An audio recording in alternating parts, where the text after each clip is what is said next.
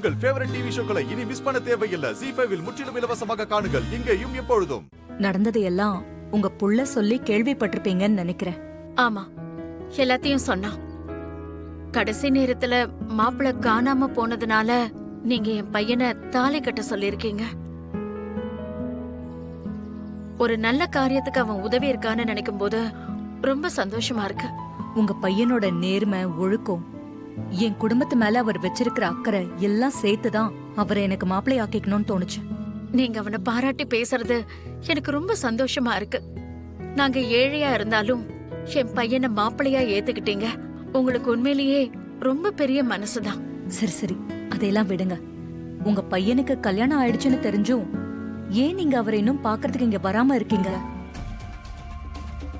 வந்து பொண்ணு மாப்பிளைய ஆசீர்வாதம் பண்ண வேண்டியது தானே? வரணும் தான். அவனுக்கு கல்யாணம் நடந்த விஷயத்த கேள்விப்பட்டதும் கோயில்ல சில வேண்டுதல்களை செய்ய வேண்டியிருக்கு. அதான் வர முடியல. இது பாருங்க, வேண்டுதல்களை அப்புறம் செஞ்சுக்கலாம் சம்பந்தி. இப்போ உங்க ஆசீர்வாதம் பொண்ணு மாப்பிளைக்கு ரொம்ப அவசியம். நீங்க வாழ்த்துனா அவங்க ரொம்ப நல்லா இருப்பாங்க. உடனே கிளம்பி வாங்க.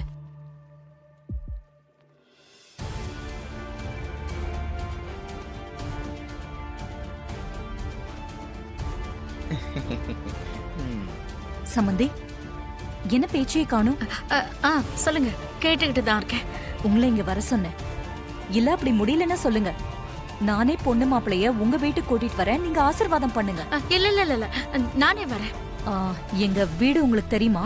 தெரியும், ராஜா சொல்லியிருக்கான். ஓ சரி சரி, சீக்கிரம் வாங்க. ZEE5 ஆப்பை டவுன்லோட் செய்து அனைத்து எபிசோடுகளையும் இலவசமாக பாருங்க.